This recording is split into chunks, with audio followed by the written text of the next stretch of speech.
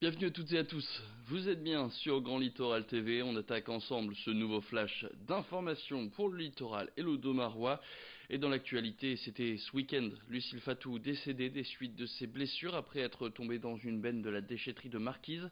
Et ce mardi, son filleul et son avocat ont pris la parole sur cette affaire pour témoigner de leur indignation. D'abord, à cause de la sécurité qui était défectueuse. Les barrières de sécurité autour de cette benne étaient manquantes au moment du drame. Les deux hommes dénonçaient aussi le comportement de Francis Bouclé, le président de la communauté de communes de la Terre des Deux Caps, qui avait d'abord déclaré que la victime, dans le coma, était dans un état stationnaire, sans même avoir consulté la famille de la victime. Contact qui ne s'est pas non plus produit ensuite, après que Lucille Fatou ne décède, pour apporter ses condoléances ou des excuses. Nicolas Fatou a donc déposé plainte contre Francis Bouclé. Une pétition a même été lancée sur Internet pour demander sa démission. Corentin Escaillé a rencontré le filleul de la victime et son avocat. Monsieur Bouclé a eu des propos outrageants en disant que l'état de ma marraine était stable. Alors je lui réponds aujourd'hui, catastrophiquement stable, effectivement, puisqu'elle est décédée à la suite de ses blessures. Il vient d'être engagé contre lui, il vient d'être porté une plainte contre homicide involontaire. Et à cet égard, je ne peux tolérer aujourd'hui qu'un élu continue à ce jour, alors qu'il est inculpé, de présider la communauté de la Terre des Deux Caps, de percevoir les indemnités, de défendre, enfin essayer de défendre, parce qu'on voit à quoi ça ressemble, essayer de défendre les administrés, alors qu'il est en cause dans un homicide.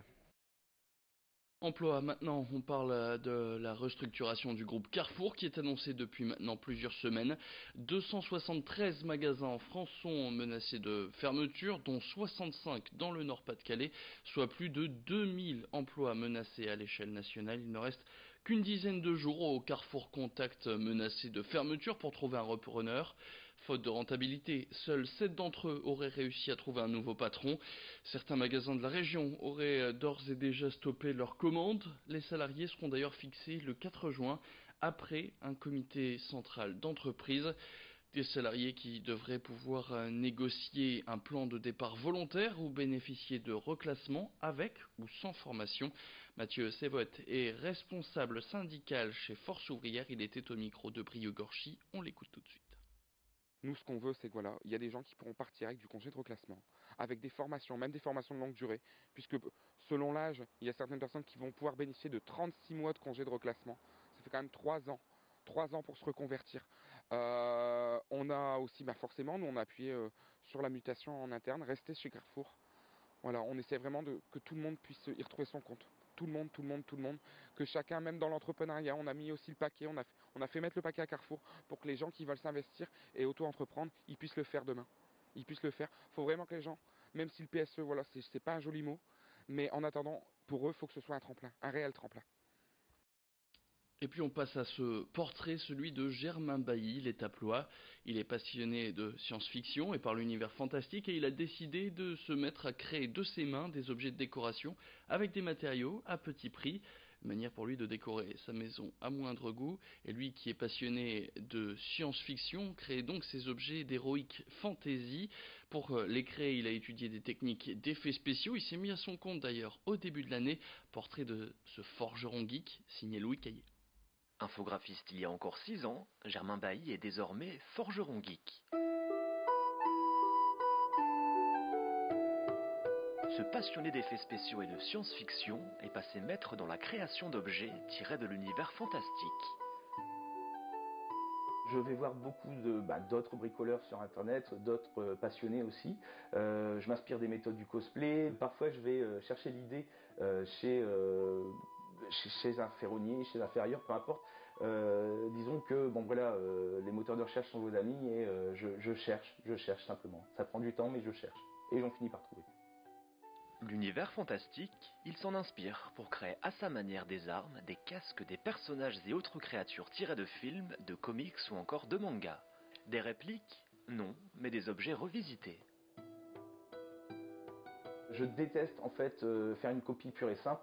C'est sûr qu'au début, quand j'ai commencé à fabriquer, il fallait que je fasse au plus proche, j'essayais de m'inspirer d'eux.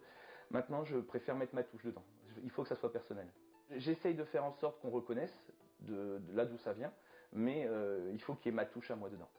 Sa touche, c'est notamment l'emploi de matériaux du quotidien ou de récupération. Avec lui, un simple tapis de sol devient une arme.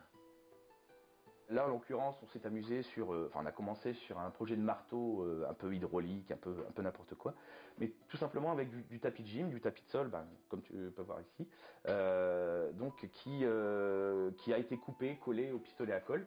Donc encore une fois, peu de moyens, peu de budget, mais on arrive à avoir des formes assez amusantes que par la suite on habillera, qu'on travaillera, qu'on peindra et qui pourront donner des textures de métal, des textures de bois ou des choses comme ça.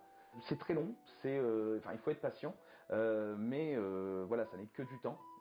Si on est prêt à l'accorder, on peut obtenir des résultats sympas et assez rapidement en fait. Dernièrement, Germain Bailly s'est lancé dans des tutoriels vidéo.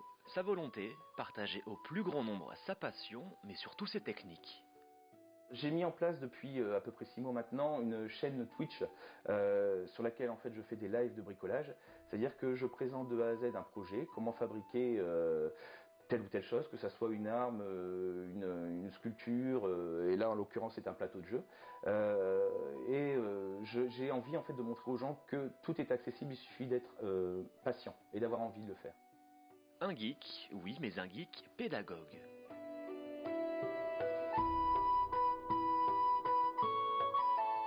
Et puis avant de se quitter, ce bon plan, ce vendredi, tout le matériel et le mobilier du restaurant La Pataterie qui a fermé ses portes en janvier à Coquel va être vendu aux enchères. Une vente qui s'effectuera boulevard du Kent à Coquel. Vous pourrez vous inscrire sur place entre 9h et 10h30, heure du début de cette vente. À noter que les paiements sont acceptés, sauf par chèque. Fin de cette édition, merci à toutes et à tous de l'avoir suivi. Tout de suite sur Grand Littoral TV, vous retrouvez vos prévisions météo.